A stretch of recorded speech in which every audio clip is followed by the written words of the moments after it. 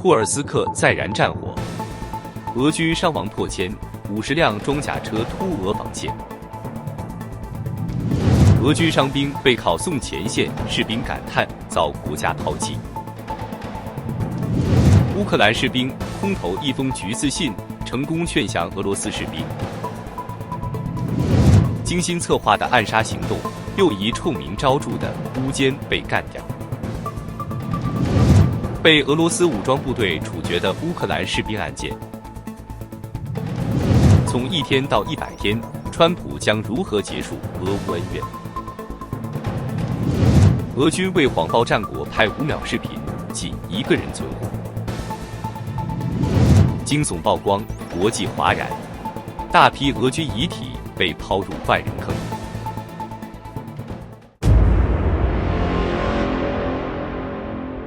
大家好，欢迎收看新冷战情事，请大家先为我们的节目点赞、留言，谢谢大家。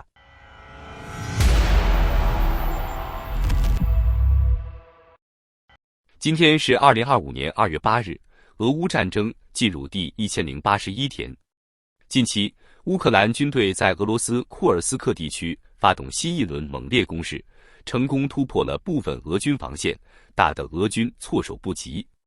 根据多方俄罗斯消息来源，乌军在马霍夫卡、乌拉诺克方向展开攻势，俄军被迫紧急重新部署兵力，并动用了无人机与特种部队进行反击，但效果不尽人意。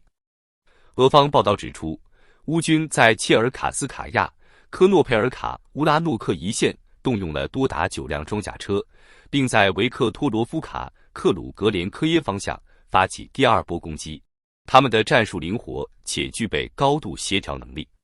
此外，俄军消息人士透露，乌军已成功进入法纳西耶夫卡，乌克兰装甲车行驶穿过法纳西耶夫卡，并与俄军展开激烈巷战，战况焦灼。此时，俄军部队在乌拉诺克一带试图阻止乌军进一步推进，但前景未明。俄罗斯军方坦言，乌军此次进攻规模空前，动员了约350至400名士兵，并配备多达50辆装甲车，火力惊人。为应对乌军的猛烈攻势，俄军已调动阿伊达集团第204特种部队、阿赫马特团及第11空降旅前往支援，但据现场消息，这些援军未能有效遏制乌军。俄罗斯军事部洛克罗曼诺夫发布最新战况地图显示，乌军已完全控制科尔马科夫、切尔卡斯卡亚、科诺佩尔卡和法纳西耶夫卡，俄军在当地的据点岌岌可危，随时可能全面溃败。俄方部队指挥官弗拉基米尔·诺维科夫表示，乌军正向库尔斯克地区不断增援装备，并暗示夜间可能爆发更激烈的战斗。他形容今晚将会是炎热的夜晚，这句话无疑为这场已经燃烧的战火再添一把柴火。此外，俄方消息人士称，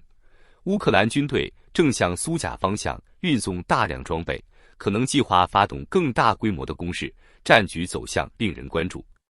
乌克兰安全局也发表了战果报告，声称成功摧毁大量俄军防御设施与装备，包括6辆坦克、18辆装甲战车、19座火炮系统、3座防空系统、204辆军用车辆、39架无人机，以及128个敌方防御工事与射击阵地，并摧毁6个弹药仓库和1个燃料库。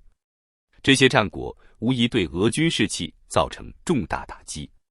乌克兰军方公布的资料，2024年11月和12月俄罗斯的攻击次数达到了高峰，但自2025年1月以来，俄军的攻击频率显著减少，至2月初，每日的战斗次数已降至仅85次。相比之下，2024年12月的高峰值达到单日292次。这表明，俄罗斯军队可能面临后勤困难、兵力短缺及士气低落等问题，影响其持续作战的能力。乌克兰第61旅的士兵展示了卓越的战术素养，他们有效结合火炮与无人机，对抗俄罗斯的猛烈进攻。大诺沃希尔卡的战斗仍在持续进行，双方都未能完全占领该地区。俄军被迫增援师内的部队，但其推进遭遇瓶颈，进攻力度减弱。根据乌克兰武装部队总参谋部的最新资料，俄罗斯的攻击力明显下降，这一趋势已持续7天，显示出其军事行动的疲软。一张图就可以暴露俄军真实的战斗力了。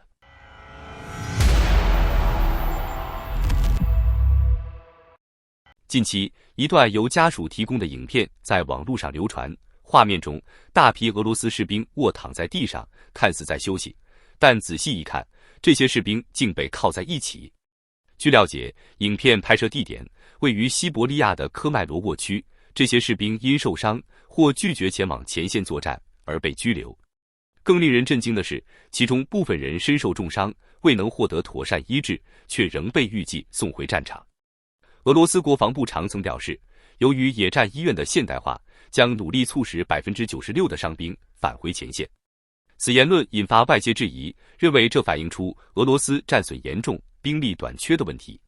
许多士兵感叹，感觉自己被国家抛弃。此外，俄军内部问题不断浮现。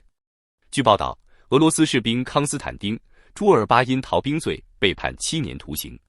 他在休假返回部队后，发现所属部队在前线全军覆没，导致他无法返回服役。另有消息说，在俄罗斯城市乌里扬诺夫斯克的一个训练营，逾100名新征召的士兵因为收到承诺的军饷，拒绝前往前线。这些士兵原本被告知，入伍后2-3天内会收到30万卢布的军饷，但事实并没有兑现。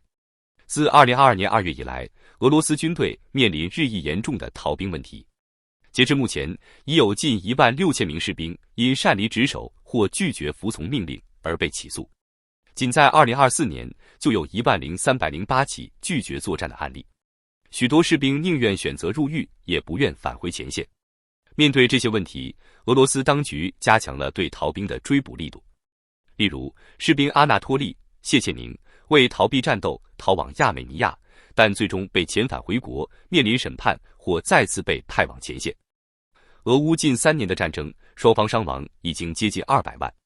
近日，乌克兰总统泽伦斯基也公布，两军战损，中俄乌军死亡人数为45000多人，受伤人数为39万人，俄军死亡人数则高达35万人，另有70万人受伤。英国情报更预估，到今年5月，俄军伤亡将突破100万大关。目前，莫斯科正积极招募包括朝鲜在内的外国战士，但前线朝鲜士兵也正逐渐减少。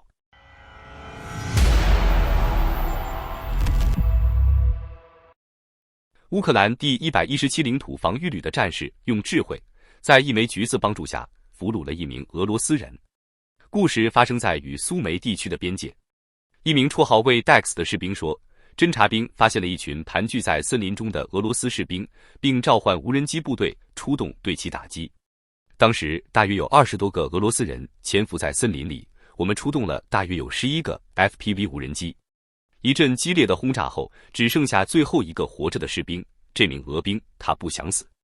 乌克兰士兵多次尝试向这名俄罗斯士兵投递便条，并指示他下一步行动，可空投给这名俄军士兵的纸条都被风吹走了。最后，他们决定使用橘子。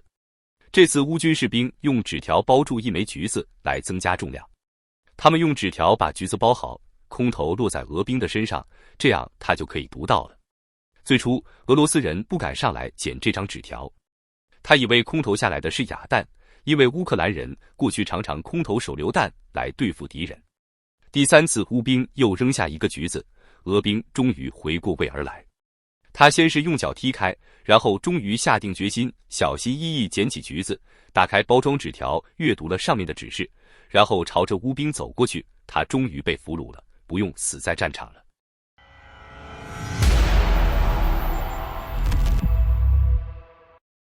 2月3日，多家俄媒报道，来自乌克兰东部立场亲俄的准军事组织领袖沙基斯扬意外在莫斯科一间豪华公寓爆炸中身亡。塔斯社称，这场爆炸是精心策划的暗杀行动。俄国媒体报道，炸弹在沙基斯扬带着保镖进入红帆大楼地下室时引爆。这栋大楼位于莫斯科河畔，距离克里姆林宫仅有12公里。俄工商日报报道，除沙基斯扬本人丧命，爆炸还导致一名保镖丧生，另有3人受伤。沙基斯扬是阿尔巴特特种部队营的创始人，该部队参与了俄罗斯对乌克兰的袭击。2014年，在基辅独立广场反对亲俄政府的平民抗议活动期间，他们袭击了和平的示威者。2024年12月，乌克兰安全局和国家远警对沙基斯扬发出通缉令。俄媒体称，死者表情严重，暂时无法辨认其身份。俄罗斯官方称已启动刑事调查。路透社记者看到现场窗户碎裂，还有大批警力部署，一架直升机似乎正在疏散伤患。这起事件引发了人们对乌克兰特工在俄罗斯境内行动能力的关注。如果这起爆炸确实是乌克兰情报机构的行动，那他们的触角已深入莫斯科腹地，这无疑为俄罗斯的安全部门敲响了警钟。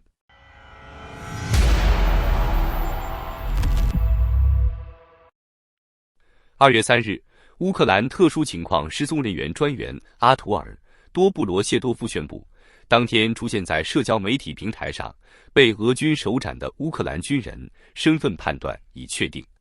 昨天，俄军在国际社交媒体上发布了一名乌克兰军人被砍头的多张照片，这些图片已经在网上广泛传播。他说，已经通知国家警察，执法人员将联系士兵的亲属，并采取调查行动，纠正事发时的情况，确定遗体的位置，并收集凶手的犯罪证据。乌克兰总检察长办公室已经针对这起最新的俄军被杀案件立案。2月3日，联合国乌克兰人权监察团发布一份报告，自2024年8月底以来，该机构记录了79起俄罗斯武装部队在24起独立事件中乌克兰士兵被处决的案件。乌克兰外交部长安德里·西比哈当天呼吁国际社会采取紧急措施，并采取有效手段，将处决乌克兰战士的责任人绳之以法。俄军发生惨无人道的屠杀乌军战俘行为，却从未受到俄方的惩处，这是俄罗斯高层变相纵容军队犯下了这些令人发指的袭击。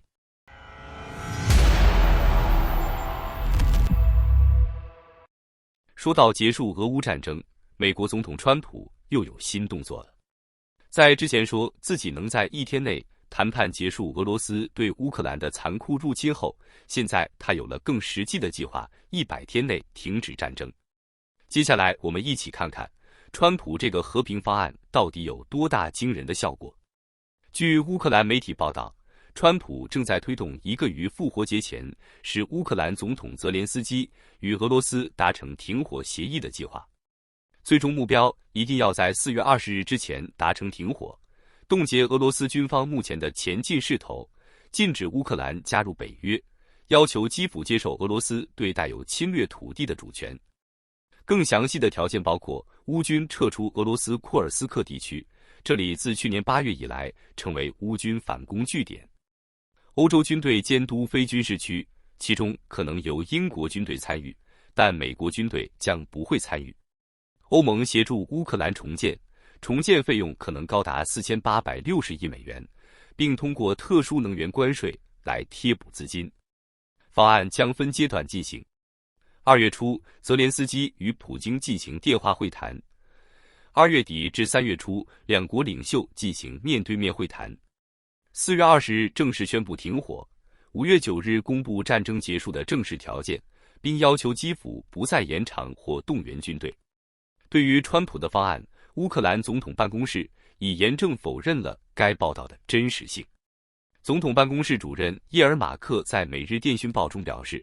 这些报道完全不存在于现实中，并指出这类资讯往往是俄罗斯散播的假消息。而泽连斯基本人则强调，俄罗斯的战争针对的不仅仅是乌克兰，还有欧洲以及整个世界，任何谈判都不能排除乌克兰，否则将没有实质成果。欧洲的声音必须被激怒，因为乌克兰最终将成为欧盟成员。后续会怎么发展？目前，这个100天和平方案的真实性仍然打着问号，但无论结果如何，我们均望战争能快点结束。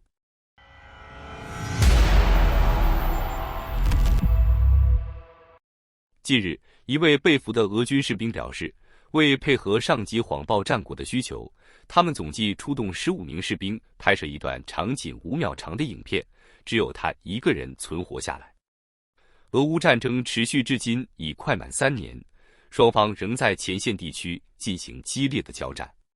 然而，近期有消息指出，由于俄军指挥官谎报战果，前线俄军士兵被迫在激烈交战时拍摄占领村庄的影片，甚至必须穿越乌军的防线，付出更多的牺牲，以填补指挥官的失误。有记者甚至在 Telegram 发布影片，对俄军夸张的行为进行批评，还要死多少人才能停止这种疯狂的做法。X 推主 Crystal Wiki 发布推文指出，近期俄军在试图占领乌克兰卢甘斯克地区的新霍里夫卡村这个相对不重要的据点时，付出了巨大的伤亡，竟只是因俄军指挥官太早宣布成功占领该村庄。Crystal Wiki 说，自从俄乌战争开战后，许多俄军指挥官透过拍摄虚假照片、影片的方式，向上级谎报前线战果，以符合军方高层对战争时程的规划，进一步获得前线所需的物资分配。甚至有俄军部队为了拍摄一段仅有5秒的假影片，损失多达3个突击小组的人力。另一方面，谎报军情的结果就是许多俄军士兵被迫在已经宣称占领指定地区的情况下，加强对该地区的攻势，进而造成了更多的损伤。俄罗斯 Telegram 频道赏金猎人发布的消息称，为达成前线指挥官宣称的战果，许多俄军士兵被迫白白死在战场上，他们的亲友也感受到了原本不该有的困惑、怨恨与痛苦情绪。这不是我们俄罗斯人想要的胜利。亲俄的乌克兰记者尤里·波多利亚克也批评俄军前线指挥官谎报战果的行为，进一步导致乌军能事先加强对特定地点的防御能力。乌军早已经在指定地点等待俄军的到来。波多利亚克也透露称，近期新霍里夫卡并不是唯一谎报战果的定居点，邻近的纳迪亚也发生过类似的情形。波多利亚克强调，虽然这些据点很可能在俄军的猛烈攻击下遭乌军放弃，但谎报战果的行为让俄军蒙受了许多额外损失。俄军死伤惨重，许多状况是由指挥官错误的指令或好大喜功所造成。波多利亚克也透过另一篇 Telegram 贴文分享了新霍里夫卡俄军士兵因受伤后感到绝望，在树林里开枪自杀的影片。波多利亚克强调，自从俄罗斯国防部宣布占领新霍里夫卡至今已超过10日，但我们仍没办法控制这个村庄，这太疯狂了。波多利亚克也痛批，到底还要死多少前线士兵，俄军的指挥官才会停止这种疯狂的行径？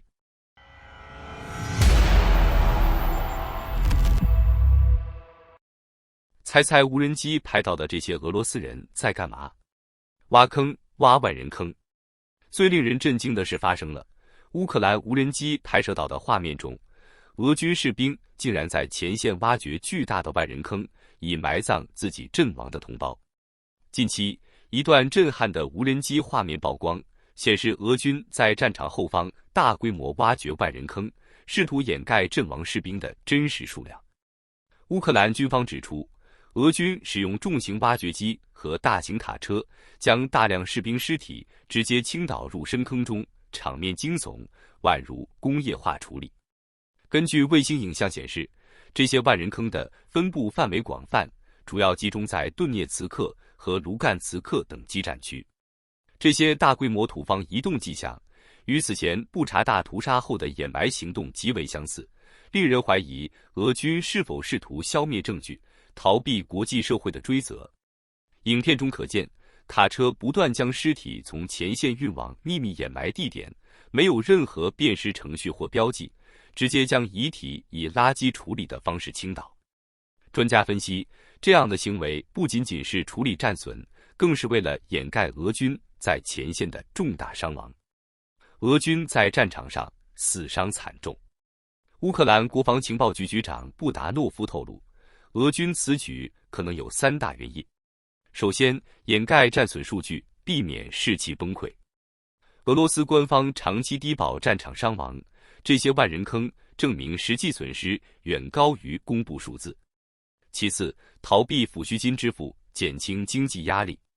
许多士兵被列为失踪人员，家属无法索赔。第三，消灭战争罪行证据，防止国际追责。俄军这种大规模掩埋行为让国际社会哗然，许多专家直指这是新一轮的战争罪行。美国及欧洲情报机构正在密切关注这些影像，国际刑事法院也可能启动调查程序。